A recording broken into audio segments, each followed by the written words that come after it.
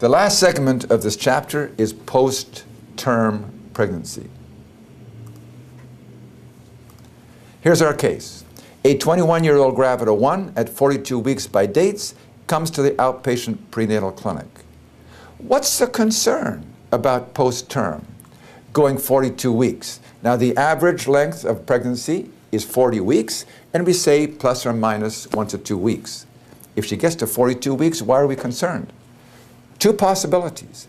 One is that the placenta starts to give out, and we have a hypoxic, acidotic baby.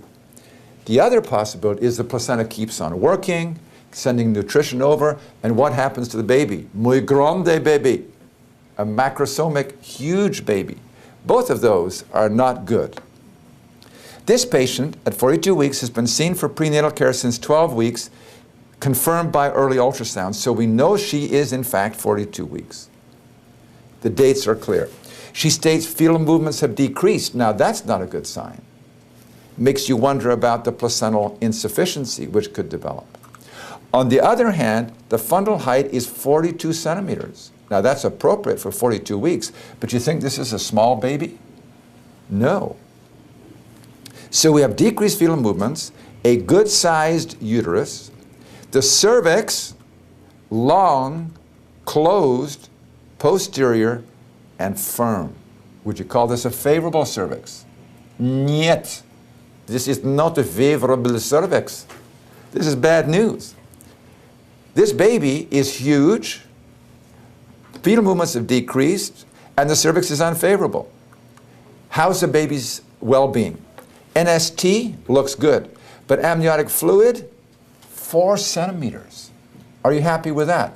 A normal AFI, amniotic fluid index, is 9 to 25. This is decreased amniotic fluid. We need to deliver a baby through a cervix which isn't ready. Let's look at this. Post-term pregnancy. If we look at post-conception, 40 weeks or 280 days post-conception. If we go with the last menstrual period, 42 weeks or 294 days. That would be our definition of post-term pregnancy. Okay, this next slide looks at where our discussion will go. In this case here, we're looking at post-term pregnancy. Fetal effects, macrosomia, dysmaturity. We want to make sure the dates are sure, and we can look at that a variety of different ways. We're going to triage the patients into 3 groups: dates unsure, dates sure, cervix favorable, dates sure, cervix unfavorable, and then we're going to look at meconium. Perinatal mortality increases 3-fold, and this shows very nicely a J-shaped curve. You can see where the lowest perinatal mortality is between 39 and 41 weeks. Before that, it is higher, and after that, it is higher, and we arbitrarily say 42 weeks, that's too much. Here's the problem with post-term pregnancy. How does the placenta work? If the placenta keeps on sending nutrition, oxygen, baby gets big, macrosomia, big-bodied, 80% of the time. If the placenta starts to deteriorate, gets infarcted, we end up with dysmaturity syndrome. This is a baby who has decreased subcutaneous tissue, who has long fingernails, looks like an old man, who may have meconium staining on its skin. Both of these predispose to an increased cesarean rate, macrosomia because of a big baby, and dysmaturity because of an acidotic baby. And neither of these are good. Both of these contribute to the increased perinatal mortality. Here we have a big baby, 14.5 pounds, supertonio. There are problems with big babies. One of them is shoulder dystocia, and you can see that the higher the birth weight, the more concern there is in terms of shoulder dystocia. We'll talk about that more later on. This is looking at the villi of a normal pregnancy, and this is looking at the villi of a post-term pregnancy with dysmaturity. You can see lots of space for blood flow here. This blood vessel is almost completely occluded, And that's why we have the increased perinatal mortality. Okay, we'll triage the patients into 3 groups. Dates sure, favorable cervix. Is there any possible reason to continue the pregnancy? No. Induced labor, IV oxytocin, artificial rupture membranes. Get the show on the road. Dates sure, cervix unfavorable. Now what do you do? Well, you may go for what size is the baby. If the baby looks like it's big, you may want to induce labor, but since the cervix is unfavorable, oxytocin may not be as good as prostaglandin, and notice it is prostaglandin E. Now, the only prostaglandin which is approved by the Food and Drug Administration for induction of labor is prostaglandin E2. In actual fact, most obstetricians use prostaglandin E1, which is misoprostol, which is under the name Cytotec.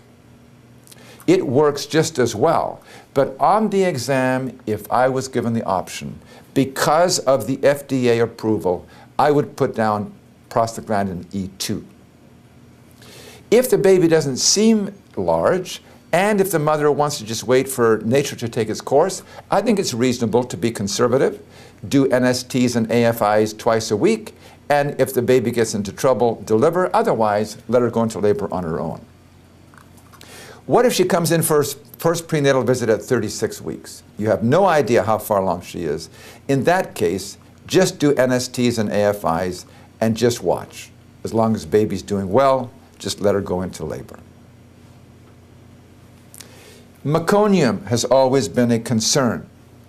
What about meconium aspiration syndrome? In labor, we can dilute the meconium using amnioinfusion. I'll show you what that's like. After the head is delivered, we will suction the nose and the pharynx of the fetus, suctioning. After the body is delivered, visualize the vocal cords with a laryngoscope, and if there is any meconium below the vocal cords, then aspirate it out. Does suctioning alter meconium aspiration risk? And there is increasing evidence that perhaps meconium aspiration takes place before labor, or I should say before delivery, and suctioning after may not make any difference. And this was an article which is published in Lancet, a multi-institution, that routine intrapartum oropharyngeal and nasopharyngeal suctioning may not prevent meconium aspiration syndrome.